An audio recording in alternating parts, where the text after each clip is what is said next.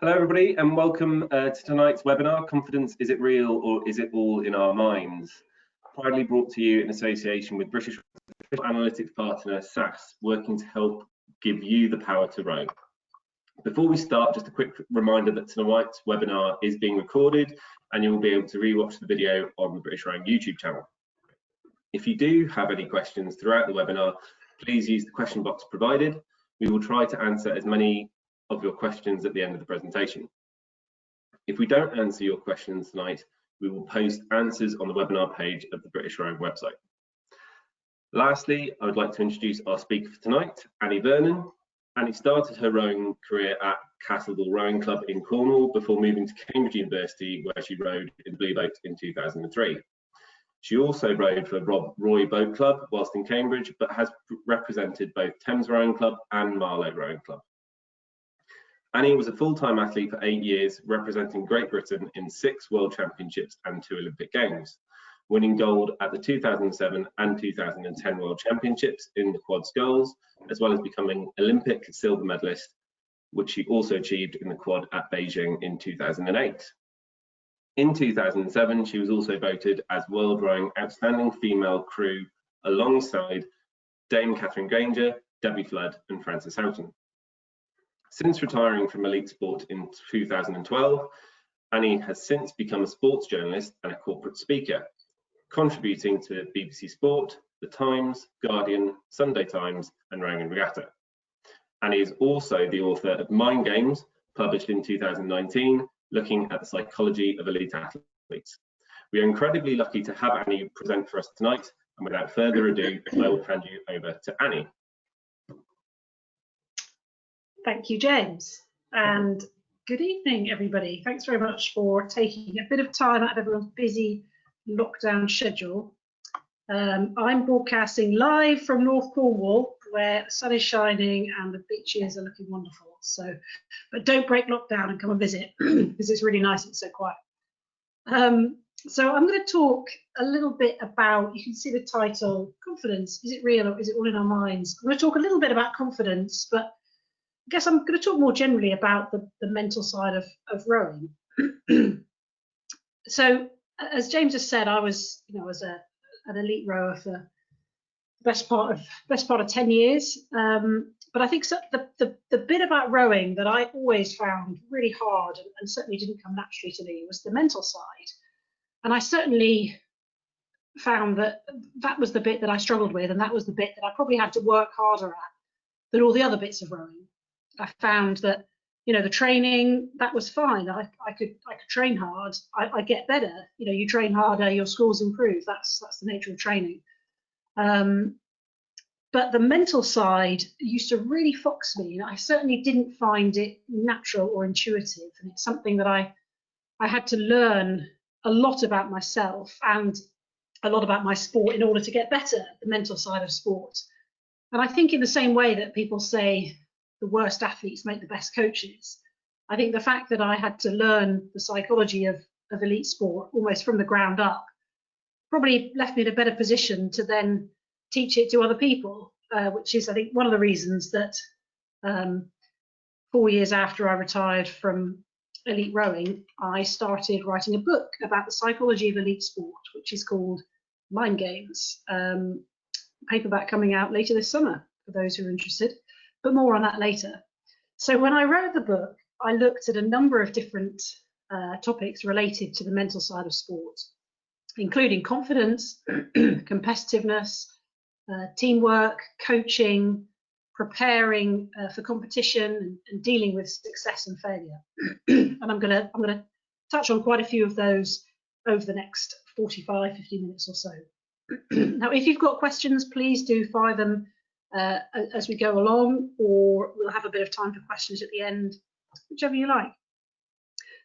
So I don't really want to see this as a lecture. I'd really just like to pose a series of questions to everybody watching or listening, and just really to get some thoughts going and to get some of that self-examination going. Because I guess something that I'm going to come back to later in the webinar, but a point I just want to make right here at the beginning is that I personally think that all athletes are totally unique. everyone is doing sport for a different reason. Everybody is good at some things. Everybody struggles with other things. Now, even to look at every rower, yeah, okay, fair enough. Rowers are generally big and gangly with big feet. But even within that, some rowers are real endurance machines. Some people love the sprinting. Some people love ergo. Some people love weight. Some people live for racing. Some people live for training. But I would say, even though every athlete from every sport is totally different, there's one common thread that unites all athletes at the top level, and that is self-awareness. How well do you know yourself as a person and as an athlete? And I honestly think that's one of the biggest steps that all athletes can make at every level in sport, from the bottom, the people who are just learning it for the first time, all the way to the very top, the guys who have stood at the top of the podium at the Olympic Games. So I'd like to focus on, like I said, I'm just going to ask a series of questions and just talk a bit about my conclusions on these questions, the research I did for my book, as well as my experiences from 8 years on the team as a full-time athlete. But I hope that the 10 questions do provoke some thinking amongst everyone listening, and perhaps give you something to reflect on as you sit on the ergo in your garage, or however you're dealing with lockdown.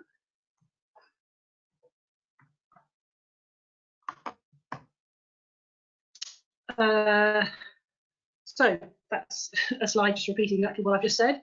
A younger Annie Vernon there on the right-hand side. This was our Beijing crew in the Rowing World Cups in the run-up to Beijing back in 2008. And like I said, I think I'm not speaking for the rest of the crew, but certainly, when I look at myself there, I was 25. I still had so much to learn about rowing, and all those things I had to learn were nothing to do with the technical side of sport. They weren't how to train. They weren't, how do you row a boat? Because, that kind of stuff you can learn it. It's the mental side that I was really just scratching the surface of at that point. So this is my first question. Pretty deep, pretty existential, pretty hard-hitting for a Tuesday evening. But who are you? As an athlete, as a person, who are you? So I'm not going to read out every single quote, but this is from a lady called Mel Marshall, who is the coach of Adam Peaty, who I'm sure most of you will know as the Olympic champion breaststroker, swimmer, excuse me. And I spoke to her for my book. I interviewed her for Mind Games, and she was probably one of my top 10 most interesting people that I spoke to. She's pretty young, she's only, well, depends on your definition of young. As I get older, I include more and more people in the young category. She's probably, in her late 30s, I would guess, at the moment. So as elite sports coaches go, that is pretty young. And I love this phrase here in the second paragraph. She coaches from the inside out.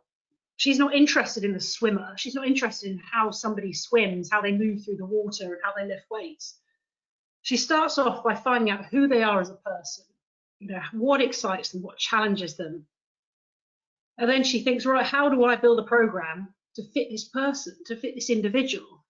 And then almost the final step on that journey is, okay, how do I teach them to be a better swimmer? Or how do I get them fitter or stronger? Because she says, that's not the key part. The key part is that every single person is unique. So why would she says, there's 7 billion people on the planet and no one's the same. Why would you coach them all the same? And I guess the way I thought that was fantastic. Clearly that's reflective of the fact that she coaches in an individual sport. It'd be quite hard to have that attitude all of the time in rowing, which is of course a team sport. But certainly I think when I arrived on the British rowing team, it was just after the Athens Olympics in 2004, and older listeners may remember that Great Britain did pretty well in women's rowing at the Athens Olympics. They won 2 silvers in the pair and the quad, and a bronze in the double. And most of those athletes were carrying on for another 4 years. So I turned up, totally wet behind the ears, totally didn't know what I was doing. And I'm surrounded by all these women who were, all of them were big, and I'm not that tall. They're all huge, and they're all incredibly successful. but also they were all so different in the way they did things. You know, I was there alongside Catherine Granger, Sarah Winklis, Rebecca Romero, Debbie Flood, Elise Laverick, all these people. And I just thought, gosh, everyone is so different. Everyone is approaching their rowing in such a different way.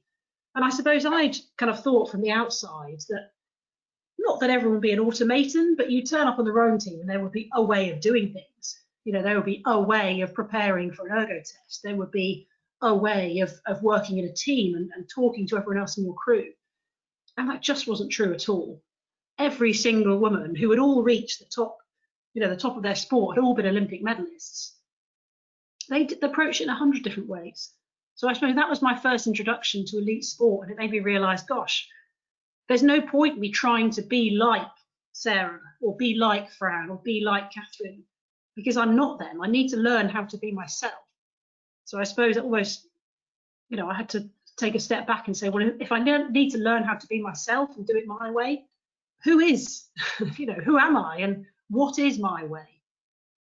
So I suppose that's my question. My first question to all the listeners here tonight is, who are you? How do you do things?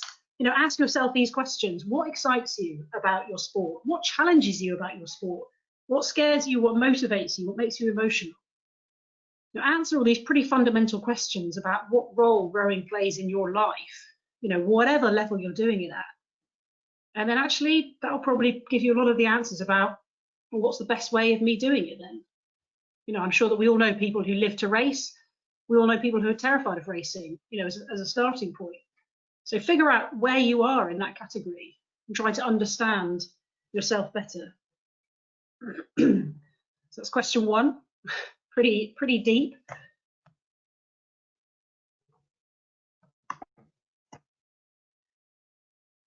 So question two, so sorry, I should have said the quotes I'm including here are all quotes from Mind Games. So I interviewed between 60 and 70 elite coaches, athletes and psychologists for the book from a variety of different sports. Oddly enough, they only ended up being women, not that that was by design, that was just, you know, friends of friends or people I knew. So the quotes I've included are a collection of interviews that I did for the book. So a lot of them are rowers, but probably 2/3 of them are not rowers. So my second question is this one at the top in blue. What gets the most out of you? I suppose it leads on a bit from the first question, of course, but what kind of environment allows you to flourish and allows you to be the best you can be? So I suppose I included these two quotes just as two totally contrasting approaches. So the top one, Annie Lush, she was on the British sailing team for 2 Olympics, and she then went into open water sailing. Sorry, not open water, I guess you call it offshore sailing. You know, she did the round the world, what used to be the Whitbread round the world race is now the Volvo round the world race. And she's been a professional sailor her whole life. The second quote there is from Goldie Sayers, who is a bit more of a household name, Olympic bronze medalist, javelin thrower, and one of Britain's most successful field athletes ever, and is just lovely and wonderful. So Annie starts off by saying, do you know what? I'm not that interested in sailing. You know, sailing isn't the thing that makes me tick. It's racing and it's teamwork. I love the problem solving of racing. I love the problem solving of teamwork. And then you've got Goldie, who says, I loved throwing. I was all about javelin. I was about perfecting my craft and understanding how good I could be at the process of throwing. She says, you know, I loved the feeling of it. Whereas, you know, flip up to the first paragraph, Annie wouldn't appear to love the feeling of it as much as she loved the technical side of sailing and of teamwork. So I suppose that's, and again, these are probably two ends of one spectrum, but where do you sit?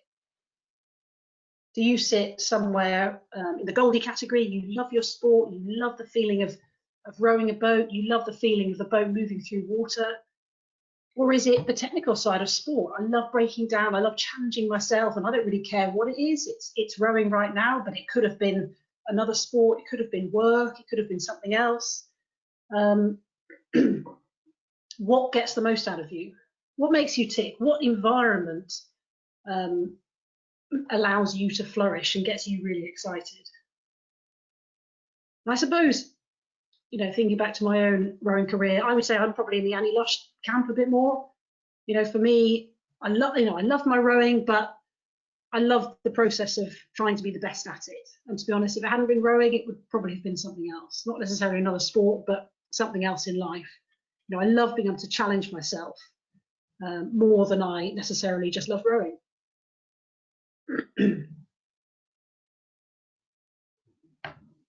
So that's my second question. What gets the most out of you?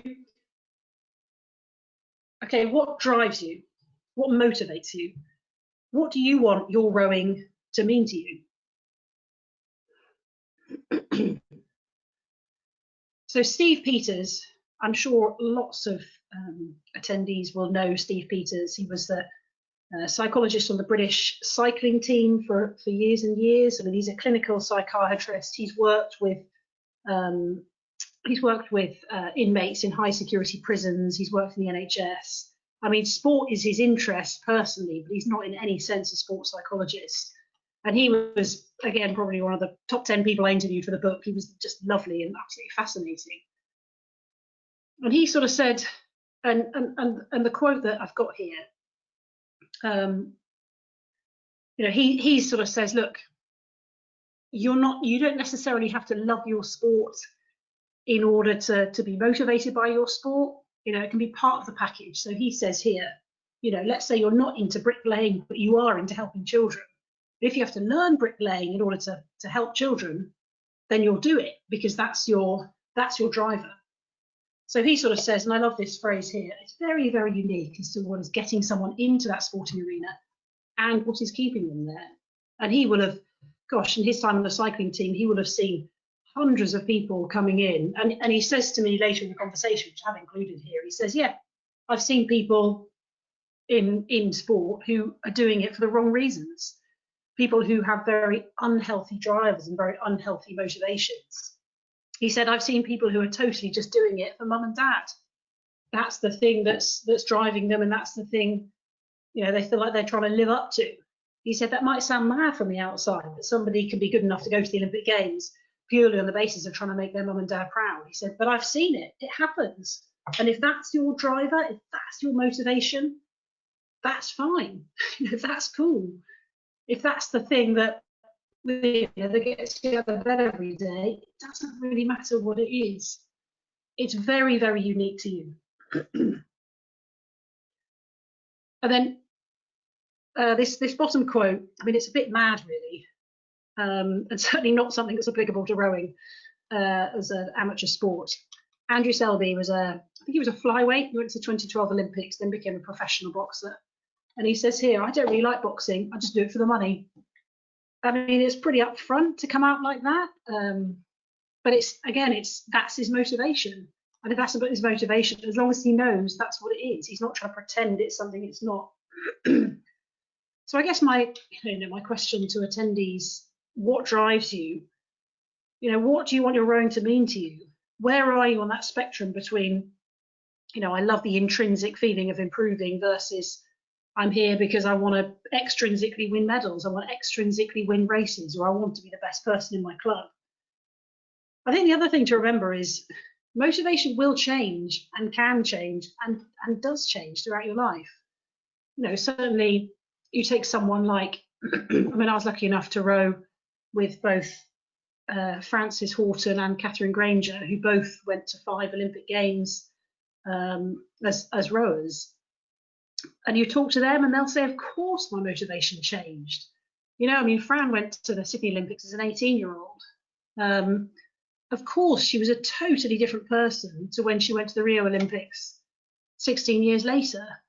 You can't compare those two people. So, you know, it could be that what you wanted out of your rowing when you're at university and, you know, young and ambitious is totally different to what you want out of rowing when you're a bit older. You know, you've got other life priorities. Of course it is. There's nothing wrong with that. But the key thing is knowing that. The key thing is knowing what drives you. And again, it's that self-awareness piece. Do you understand that, as Steve Peters says, that very, very unique set of motivators that's making you commit to succeeding in sport? Or are you just in it for the money? If you are in rowing for the money, can you tell me how that's possible? And oh, come on, we'll try and win some.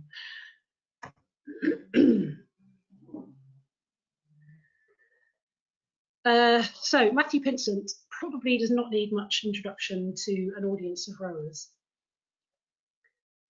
But so this question, can you ignore facts and suspend reality? When I wrote Mind Games, this actually became a really critical chapter, the chapter that I looked at this. And it really comes down to this question of delusion.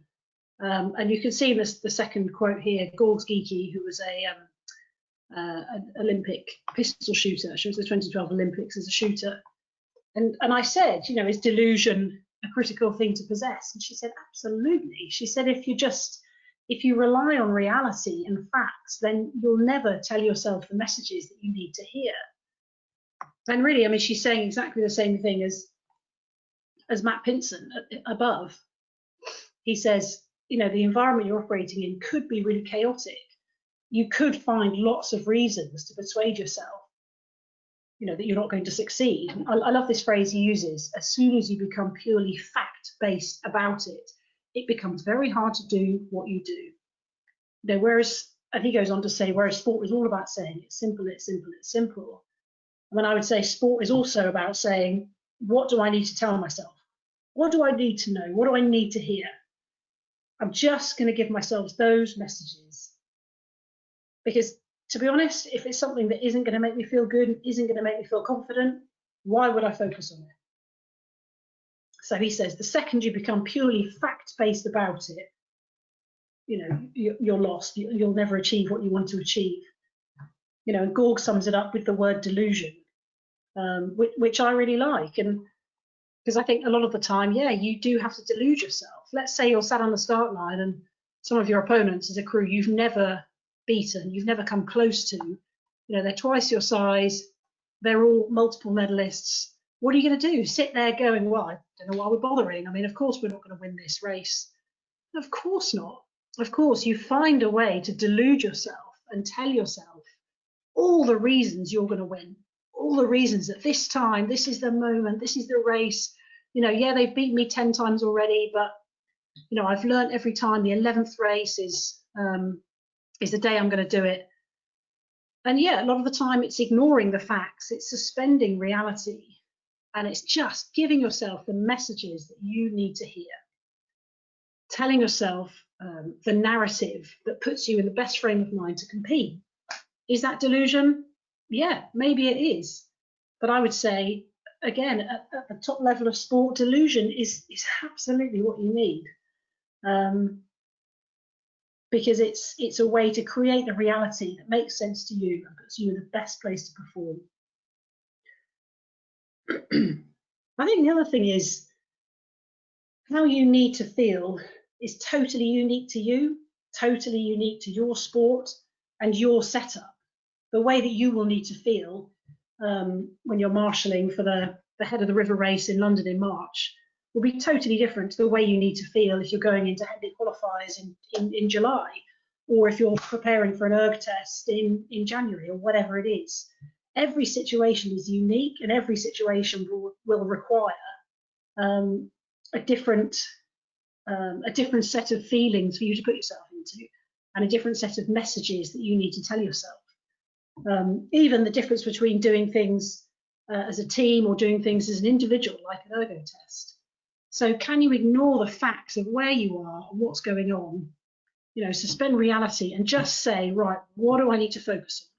What's my key thing that's going to get the most out of me? Right, that is what I'm going to commit to 110%. And somebody who was quite interesting on this when I spoke to them for the book was Chris Shambrook, who until recently was the psychologist for the British rowing team. And he sort of said this is something that almost runs through the entire spectrum of success, is the ability to stick to your plan. And he sort of said from a really young age, you know, the guys who are going to make it, the guys who are going to get to the top, they're the ones who can say, right, what do I need to know? What's my plan? And just sticking to it doggedly and just ignoring whatever else is going on. you know, I'm sure we've all watched the boat race, and we all know in the boat race that once a crew is just over a length ahead, you know, that's it. They're going to win most of the time. But does the crew behind ever give up? Do their heads ever drop? No. You know, when they zoom into the cox's mic, is the cox ever saying anything other than we're coming back, we're coming back, we're coming back? No, of course they don't. You know, I'm sure we've all had coxes who have lied to us at various times in various races, but the cox judges, right, what am I meant to do? Tell my crew that we're losing, we're down, we're never going to come back? Of course not. You tell your crew what they need to hear in order to make them keep believing they can come back. And it's no different with the messages that you give yourself.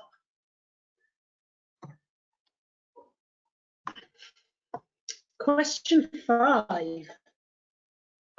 What is your definition of confidence? So confidence is something I could probably write an entire book on just in itself. And it's a topic that I really enjoyed getting under the skin of for mind games. You know, I really delved down into what confidence is and what it means. And essentially, the reason I phrase the question like this, what's your definition of confidence, is that it's a really, really hard thing to define. If it was easy to define, then it would be easy to achieve. But as we all know, robust confidence is something that's very hard to achieve. So my take on confidence is that I hate the term.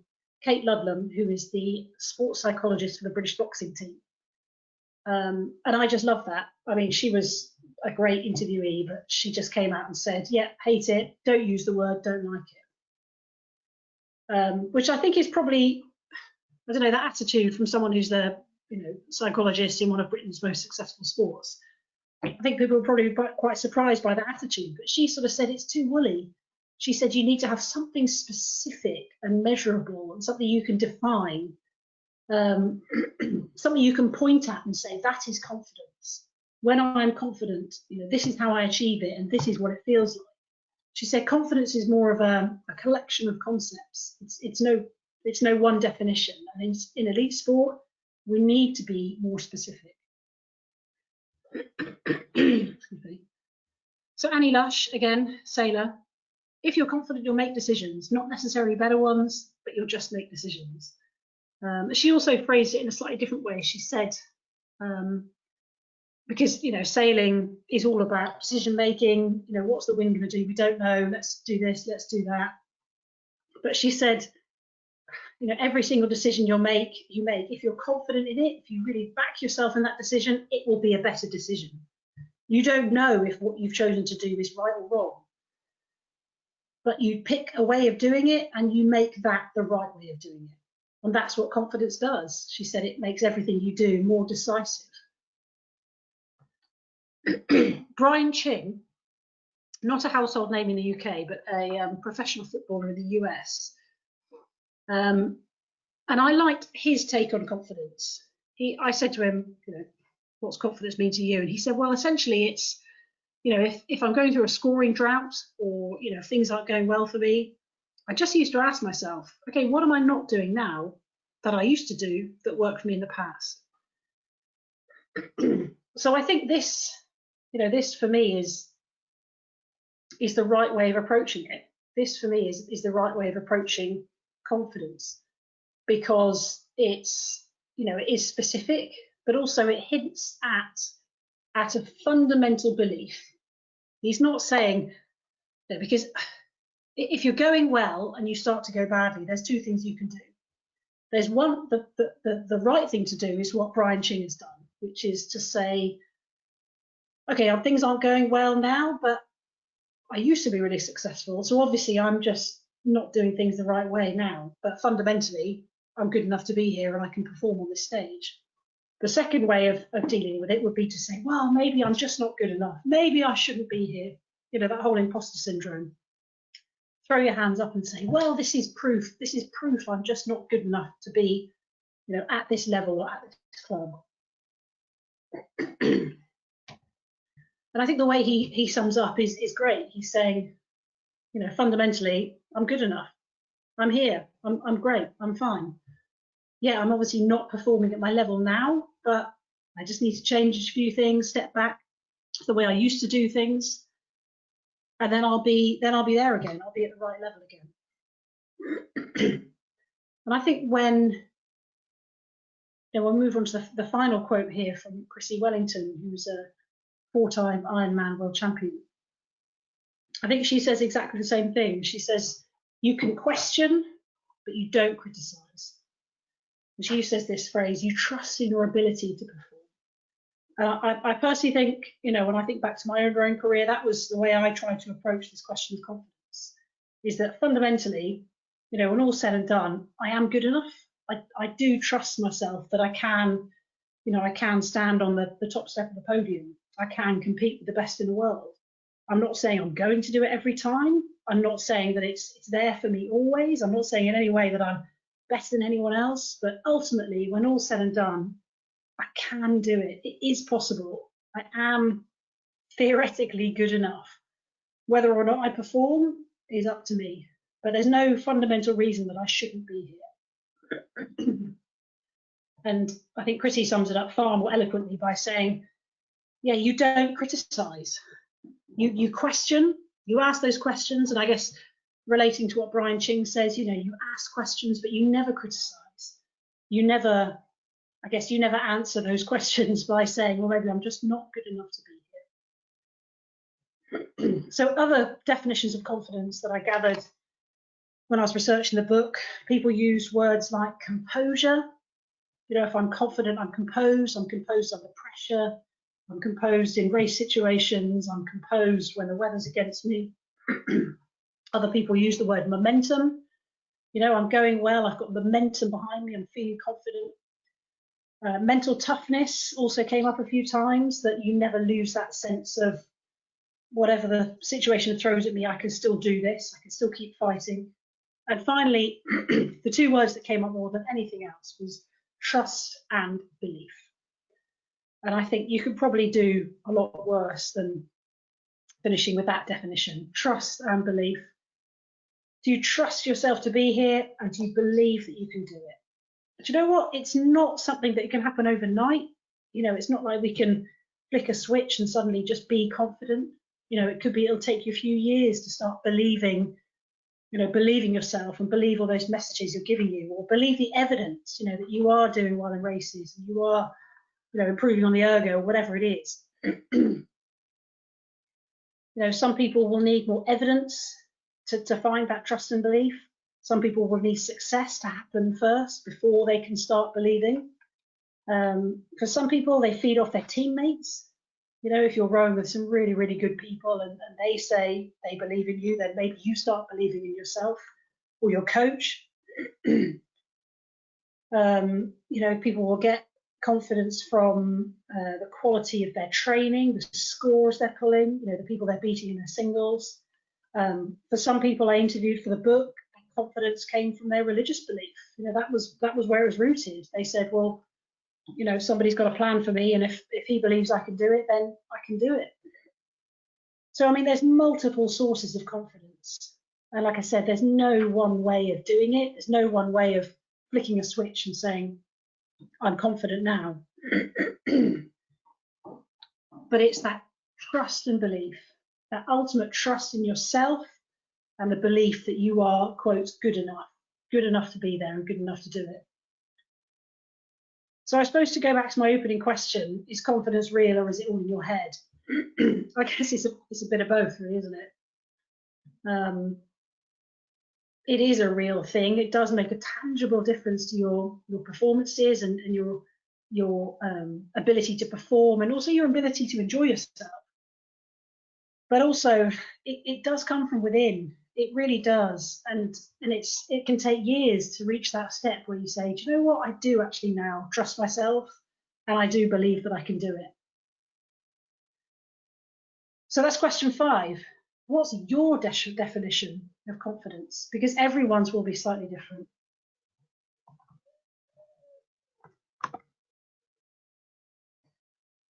Question 6. What does it mean to be a good team player? Now, rowing is quite an interesting sport because it's not 100% a team sport. and it's not 100% an individual sport. As we all know, it's a bit of both. You could say that we train as individuals, we do our training on the ergo, single sculls, weights room, but we generally compete in teams. So, I mean, I competed in the quad scull for most of my career, but also the double and the 8.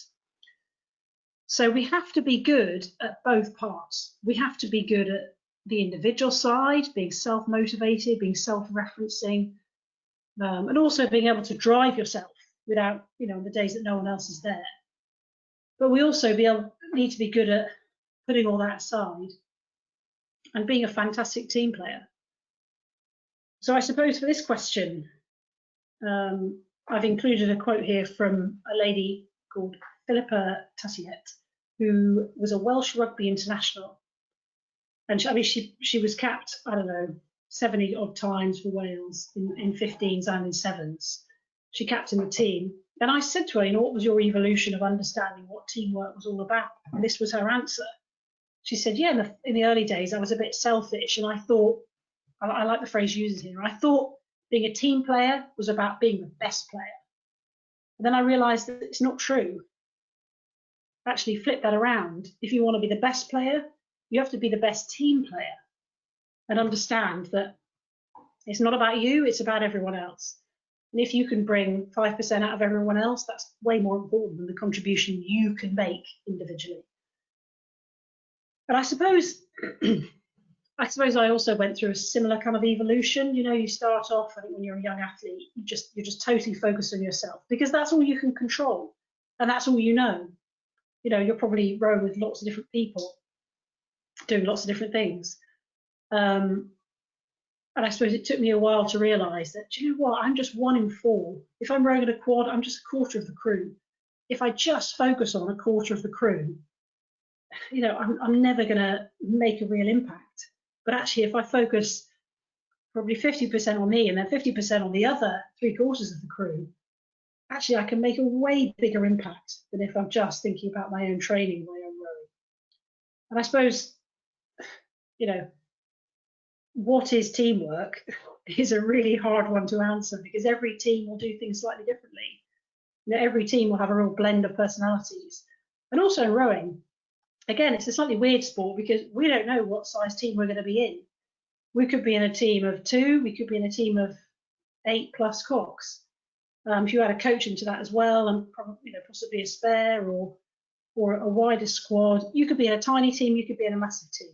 And each one requires different skills and different levels of trust and responsibility. My first year on the rowing team, I was in a single. My last year on the rowing team, I was in an 8. It's a pretty different experience. And I think the thing to remember is that I guess something that I had to really get to grips with when I rowed in the 8 for the Olympics in London 2012 is that every team has formal roles. So you'll have say something as basic as seating order.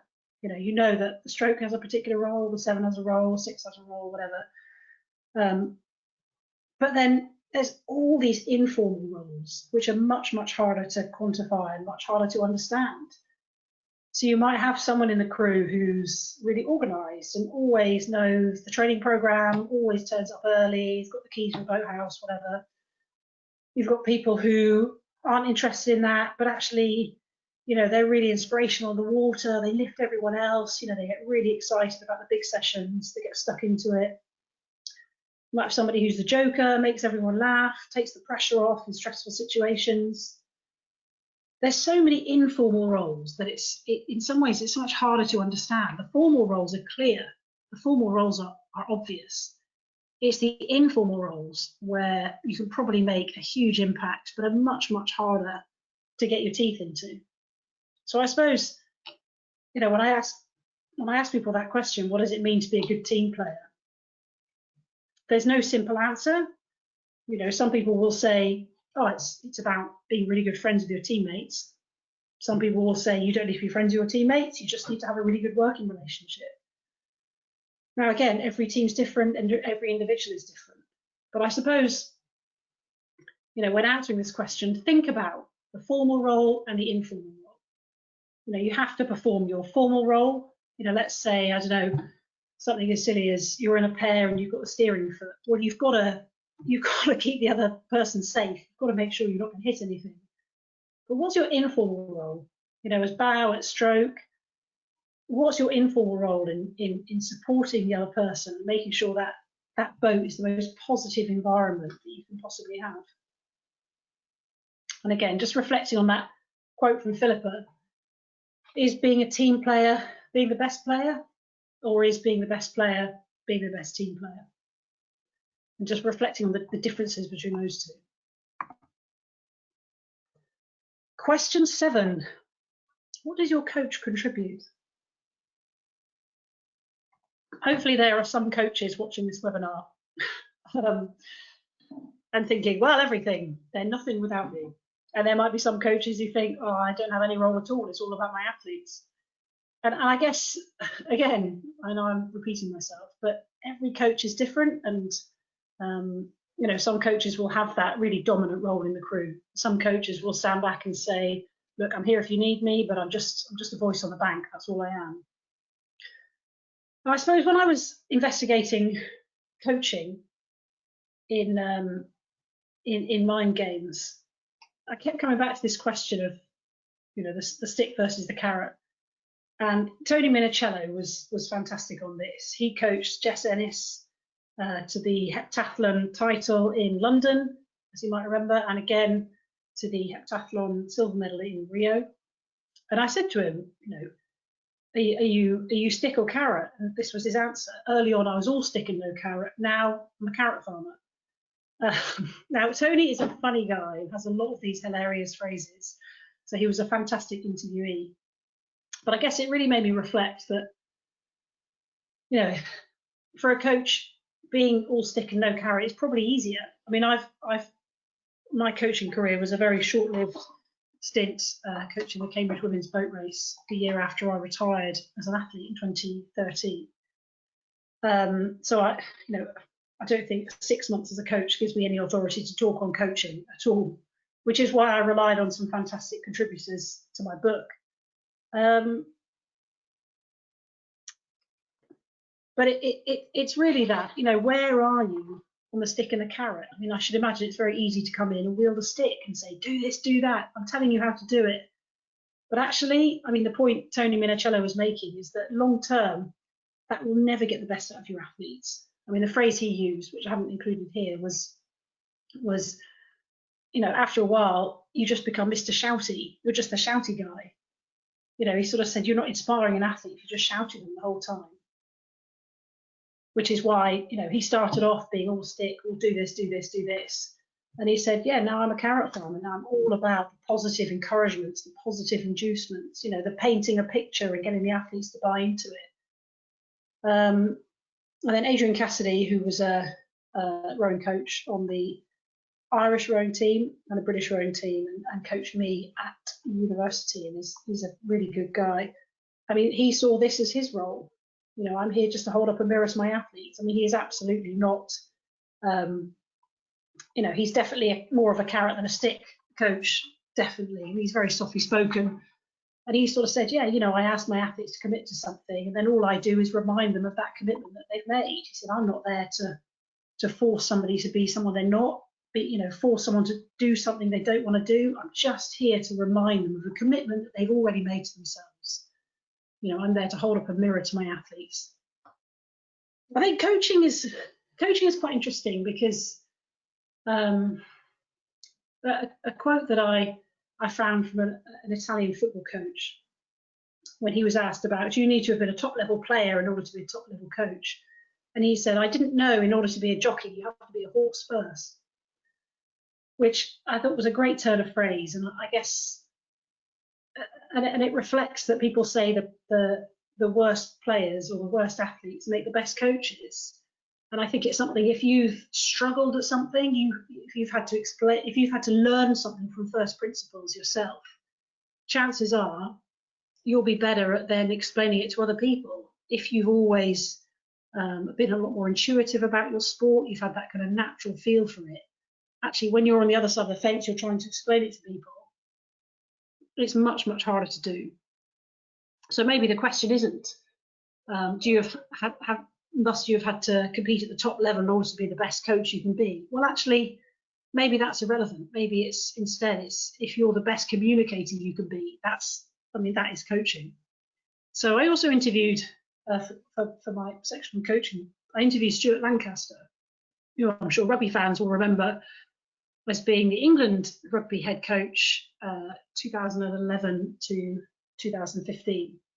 I mean, Stuart, apart from being a lovely, lovely bloke, was really interesting on coaching. I mean, people have their opinion on whether or not he was a successful England coach or not, but he's certainly somebody who's thought very, very hard about coaching. And I said to him, you know, what's good coaching? What does it look like? And he said, the phrase I always use is, it's the right tools out of the right toolbox at the right time. So he said, for some players, it's an arm around the shoulder. For some players, it's a kick up the backside. For some players, it's painting a big picture. For other players, it's sitting down and going through the detail with them so they totally understand it. He said it's all about your communication, picking the right words at the right moment to the right people. And he said it's not really something you can learn from a textbook.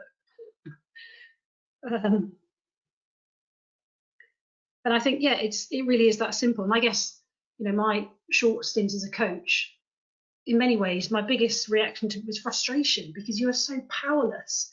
You know, as an athlete, there's so many ways you can positively impact a boat from the inside. As a coach, all you've got is your voice. And if your athletes aren't listening to you, or you're not saying the right things, you know, you're making the boat go slower, if anything. And it's just that sense of powerlessness that I guess I really struggled with. But it's, you know, that reflects that coaching is all about communication. It's all about the right tools out of the right toolbox at the right time. And another point that Tony Minicello made is that, you know, people say a top athlete is 10,000 hours of practice. He said, I reckon a top coach, more like 30,000 hours. It's not something you learn overnight. Sorry to any young coaches listening to this. You've got years ahead of you. So, my question number 8. Are you Tarzan or Jane? So I guess I want people to reflect on how you prepare to race. You know, we all know that feeling of adrenaline and nerves and fear, excitement, privilege, just that intensity of the big races. You know, the thing you've been building up for 6 months or a year or 4 years in our case. So Matt Pinson, you know, he's talking about his first Olympic Games in this quote, so 1992. And he says, yeah, my first Olympics, I remember driving down to the lake and wishing the van would crash because I was so terrified, you know, I didn't want to race. And he goes on to say, throughout his whole career, he never found a solution of that feeling of going into a race thinking, I don't want to be here, I don't want to do this. And then he'd go on to say, well, I tell myself this is what I need to feel like. And actually, you know, for a guy who, Matt Pinson, you know, 4-time Olympic champion, whatever, 10-time world champion, not sure how many. I mean, the guy barely lost a race for 16 years. And he's saying before every single race, I didn't want to be there. You know, did that make him a less talented athlete? No, of course not. That was the state of mind he needed to be in. And really, in asking the question, are you Tarzan or Jane? I mean, as a feminist, I don't enjoy the characterization of Jane, but you know, the point stands that in order to get yourself ready to race, you've got to make sure you're in the right frame of mind for you, not for anyone else, for you. And certainly, you know, sitting around international rowing lakes an hour before racing, you look around and everyone's preparing for it differently. You know, everyone is sitting there. Some people are chatting, some people have got their music on, some people are like sleeping, some people are doing Sudokus.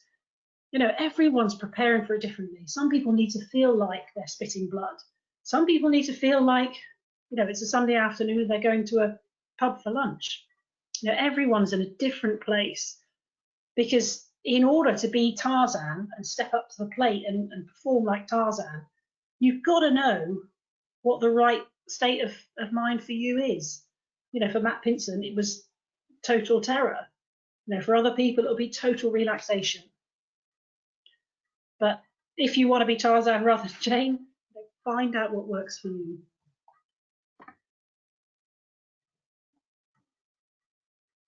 So my penultimate question, how good are you at asking yourself these questions, really? You know, how easy do you find self-awareness? And I'm not saying everyone should head off and book in to see a psychologist. Just buy my book, that's what you need to do. But like I started this presentation by saying, that really is the one trait, I would say, that runs through every athlete from every sport and every level of experience.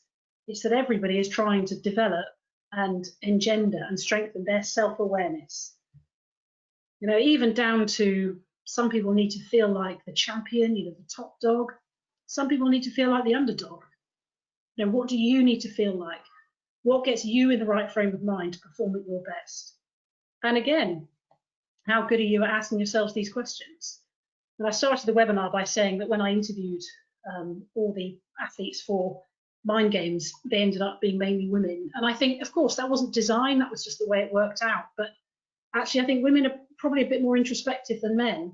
You know, a lot of women, and I think in some ways we are our own worst enemies for that reason. But I think we're a bit better at going through this process of self-awareness and introspection than men. Does it make us better athletes or not? Probably a bit of both. But I think women find the self-awareness piece probably slightly easier. But like I said, this would be the one trait that runs through sport. Can you achieve self-awareness? Or not achieve it? Can you develop it on your self-awareness journey? So those are my 9 questions. My 10th question is, have you bought Mind Games yet? You can see the paperback copy is coming out later this summer, left-hand side, and the hardback is available in a lovely shade of Cambridge blue, as I'm sure all the former Cambridge rowers amongst us have spotted. So just to recap, these are my 10 questions. And I'd love it if, you know, following this webinar, some point tomorrow, just, you know, you don't have to spend hours going through them, but just have a quick think about how you would respond to each question. You know, and if your answer to all of them is, I don't know, then I would suggest you know, maybe spend a bit of time coming up with some answers, because these are the steps that we all need to take in order to get better at what we do. You know, whether it's sport, whether it's life. I mean, gosh, I've got a 2-year-old, so I'm trying to work out parenting, and I'm still trying to figure out, you know, what's a good parent look like? You know, how do I be a good mum? Because I don't really know what I'm doing, and I'm trying to figure it out. And of course, the final question is the most important one of all of these. I'm sure you'll all agree. So at this point, I'm going to open up to questions. We've got about 10 minutes left, but I'm just going to flick back on the previous screen so you can refer to that as we go to questions. James. Brilliant, thank you, Annie. So yeah, if you want to keep putting your questions forward, we've got some come in. So let's start with hopefully an easy one. Can you talk through a personal mental turning point you experienced in your own rowing career? Oh, for sure. I mean, gosh, there were so many. Yeah, I certainly can actually. So I'm not going to tell you how many years ago this was, so I don't want people to work out how old I was. But my second year on the rowing team, I would have been 23, I think. And I was in a double scull with Anna Watkins. And we were very much like the 2 young, powerful athletes kicking around. I think people had high hopes for us. We won the first World Cup, which was a total surprise to us. Quite know how we did it. We had a tricky second and third World Cup. But anyway, we went into the World Championships later that summer in our double, doing thousands of things really badly. We were not a well-honed crew at all. And you know, Anna will totally agree with this. And you know what? We came 4th in the Worlds. You know, we qualified for the semi-final. I can't remember where we came in the semi, but you know, qualified for the final. And we came 4th. And 4th is the worst position in the world. It really is. And it wasn't even a distant 4th. It was, you know, a couple of strokes differently. I think it was 0.3 of a second off third. And it was one of those ones where I think second, third, and fourth crossed the line at the same time. So we didn't really know where we'd finished. And all the boats are staring at the scoreboard, and the results then flash up. 4th, Great Britain. And it was just so devastating because we really, we knew we were good enough to get on the podium. And when you're that close, you always have a head full of regrets. And it was really after that I asked myself so many of these questions that I'm asking you tonight. And the biggest question I asked myself following that race was, well, did you actually think you could get on the podium? Did you actually think you could win a medal? And my answer was totally obvious. No, at no point in that whole season did I actually think we were good enough or that I could do it or we could do it. But I think once I'd answered that question, my next question to myself was, well, why on earth are you here? Why are you training all day, every day, committing 7 days a week to the British rowing team if you actually don't think you're good enough to be here? And that's when I thought, gosh, I need to start. And going back to question 5, I need to start figuring out what confidence is, what trust is, what belief is, because I want to do this.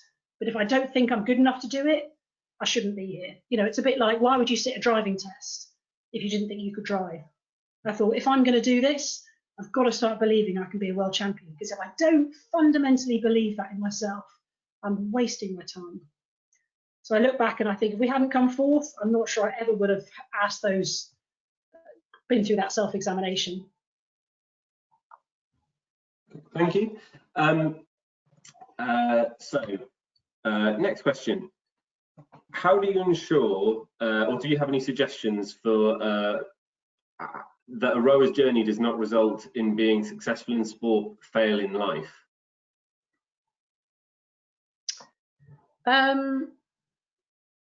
Say that again. How do you ensure that a rower's journey does not result in being successful in sport but fails in life? Well, I assume the questioner means because rowing takes so much time and effort and emotional commitment. And I would say, gosh, you look at some of the athletes who have been through rowing, and I absolutely don't just mean the elite level. I mean, just at club level. And because it is so tough and it does ask such big questions of you. And I don't just mean questions about how hard can you pull or how far can you push yourself, but just basic questions about, can you get up at 5 a.m., do an ergo session, have a shower and be at the office by 8:30? Do you have the management skills to be able to juggle all those things? It really does teach you a lot of things. It does teach you how to commit to a project. It teaches you how to get on with people that you don't necessarily like and train with them and row with them and have that teamwork with them. So it teaches you all these things in quite an intense environment. And I honestly think that all those things, they're going to set you up for life. And if they don't, then it could be that you haven't, asked yourself the searching questions that I've tried to ask this evening. Thank you. And last one, because I'm noticing the time's getting close to 8 o'clock now. If you notice someone's confidence is down throughout a session or a match, what things could you suggest to help that teammate? Well, I think that's a really good question. Of course, the easy response would be, well, just tell them that they're looking great, tell them they're doing well. But I kind of think that if it was that easy, that person probably would have already had that conversation with themselves. So if you're noticing somebody's confidence down, well, as much as you can, try and figure out why. It could be they'll say, oh, I missed a penalty in the second minute and I'm really gutted about it. In that case, give them a solution. Or it could be that, I don't know, I'm not sure, I think the coach wants to kick me out of the boat. I'm not sure the coach really wants me in for Henley. Or say to them, okay, well, now's your chance to prove yourself. Don't try and fob someone off with a rubbish confidence boost, because like I said, the chances are if they're not already feeling confident, there's probably no simple solution. So try and nut it out as to what the issue is and think of an intelligent way of dealing with it. In the same way that we're all great doctors but terrible patients. We're good at giving other people advice, we're terrible at taking our own advice. Try and put yourself in their shoes and think, well, let's find out exactly what the problem is. And it comes back to what I said about being specific. Confidence itself is too vague a term. Find something specific and something defined and something measurable that you can really hang on. For me, it was just asking myself that question: do you truly believe you can be a world champion? in understanding what that entails. So figure out what their problem is with their definition of confidence, and do something about it. Don't be fluffy and vague. Okay, cool, thank you. So we'll leave the question there, but any other unanswered questions, I'll pass on to Annie, and hopefully we'll get that up on any answers on the website soon. That leads me to thank you, Annie, for the presentation tonight. I hope everybody has really enjoyed it. We'd love to have your feedback on the webinar. You should be getting a email shortly asking for some feedback on the webinars in general. Please do take the time to answer that feedback. It's really helpful for us in planning future webinars. That should come now an hour after the webinar. We're not sure whether that comes after an hour after the finish or an hour after the start, so please do keep an eye on your inboxes shortly. Reminder as well, upcoming webinars on Thursday this week, we have coronavirus returning to rowing, where Andy Parkinson, Anne Redgrave and Nick Hubble will be answering questions for you all there. There is a link on the website as well to submit any questions before the webinar, if you so wish to put some forward. Otherwise, you can put questions forward on the evening as well. We also have a new raft of webinars in the planning stages for the rest of June, and we have some new ones up as well. So today we posted Stay Healthy, Stay Happy, which is going to be with Purse Win, looking at how to maintain hygiene at the moment, which I think will be very relevant to everybody going back to their clubs. And followed by, I think it's the 18th of June, which is going to be a technical spotlight on sweep rowing with Hugo Gulliver, who's chief coach of the University of London, and Richard Chambers, who's women's high performance coach at Oxford Brookes University as well. So hopefully that will follow on from our last technical webinar and be really in-depth and geeky for everybody to really sort of get their teeth into. And that leads me to, lastly, to thank British Rowing's official analytics partner, SAS, for their support of this lockdown webinar series. And that's everything. Good night, everybody. I hope you enjoyed this evening, and I hope you enjoy the rest of your night as well. Thank you, everybody.